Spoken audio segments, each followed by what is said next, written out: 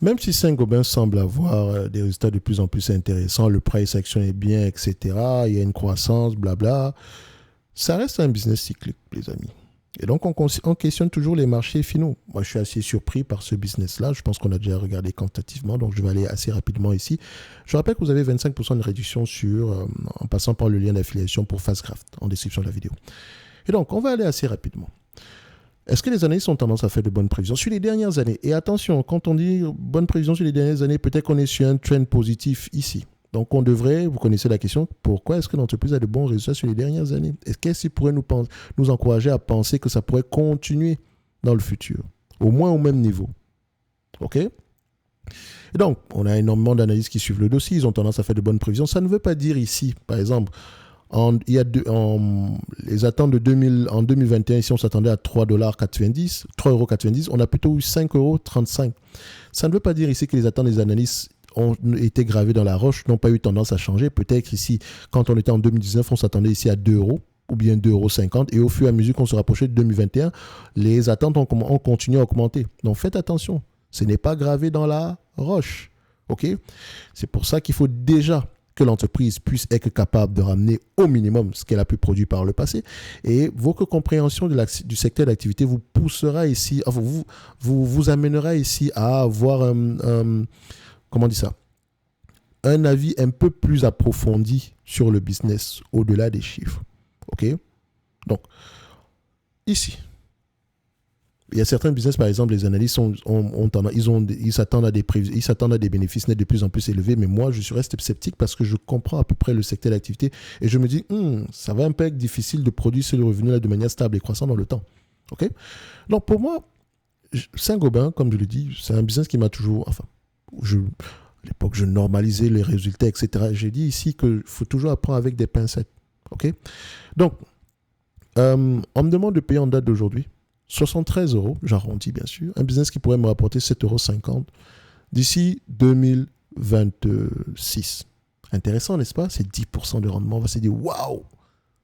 J'espère que l'entreprise va arriver à ces niveaux-là. Oui, on espère tous.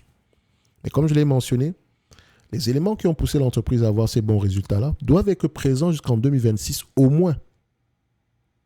Parce que si entre-temps, par exemple, ici, on s'attend à des bénéfices moins élevés qu'en 2024, qu'en 2023, pourquoi?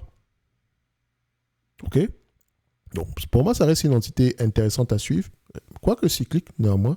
Mais sur les dernières années, il y a eu beaucoup de changements. Je pense qu'on l'a déjà eu à le mentionner sur les dernières vidéos. Ce n'est pas la première vidéo qu'on fait ici sur Compagnie Saint-Gobain. Donc, après, vous pouvez comprendre au ton de ma voix que voilà, c'est plus le moment de regarder les chiffres sur Saint-Gobain.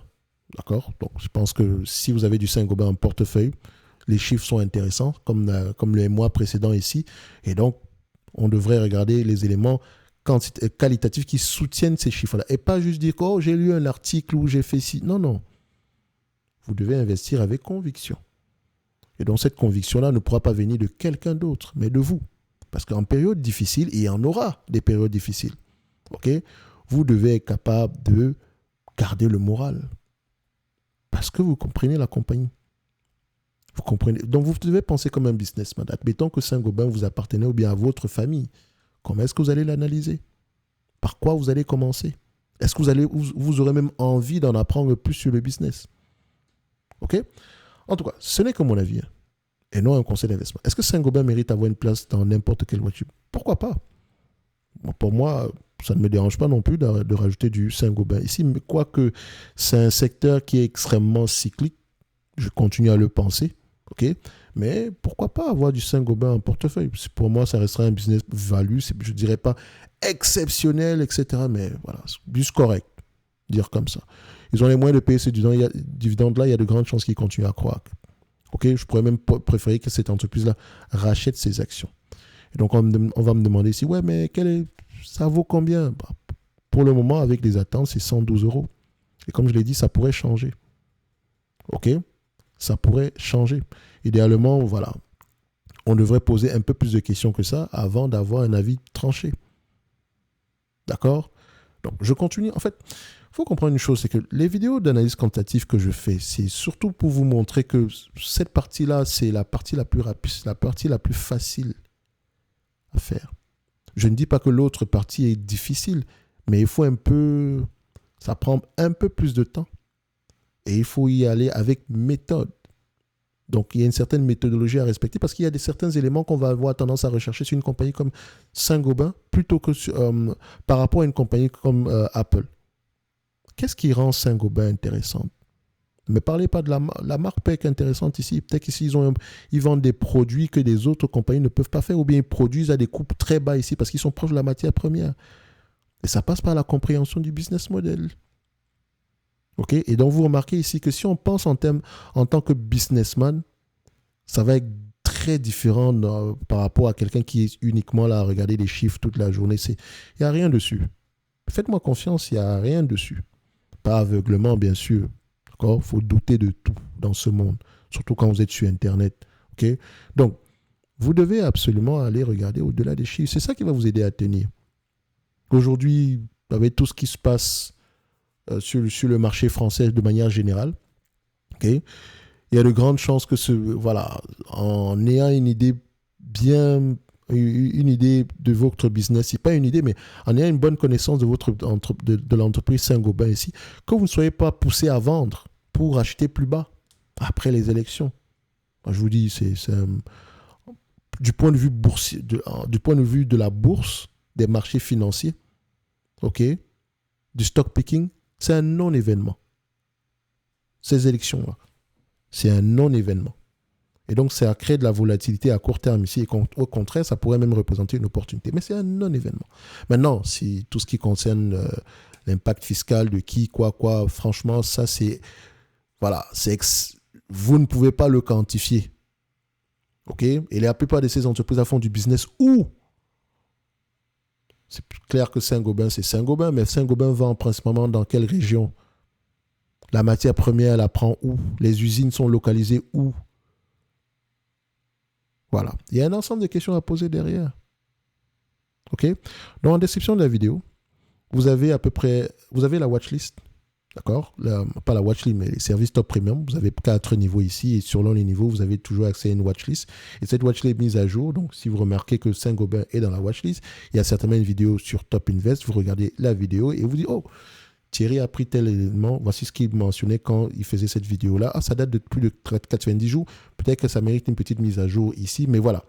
Au moins, c'est un élément quantitatif. Ça vous permet de commencer, surtout si vous avez de la difficulté avec ça, ou bien ça vous permet également de voir quelles sont les entreprises qui sont intéressantes au prix actuel.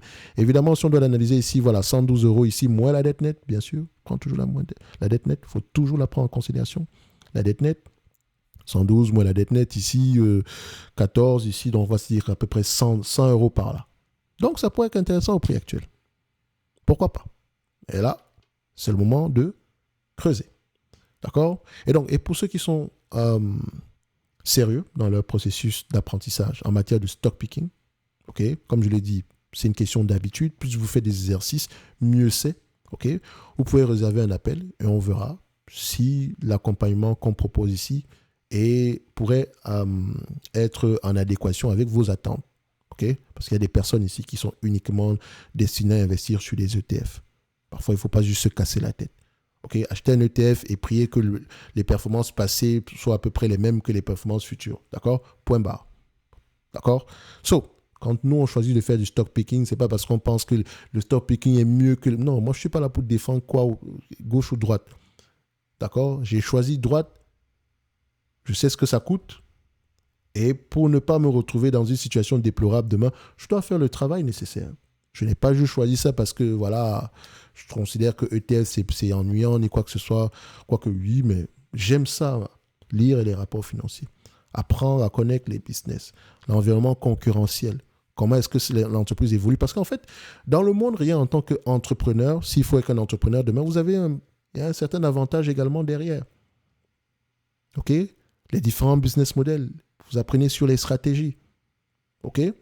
Donc, voilà. Après, on est sorti de notre vidéo ici. On va s'arrêter là. On se donne rendez-vous sur la prochaine vidéo. D'accord? Merci.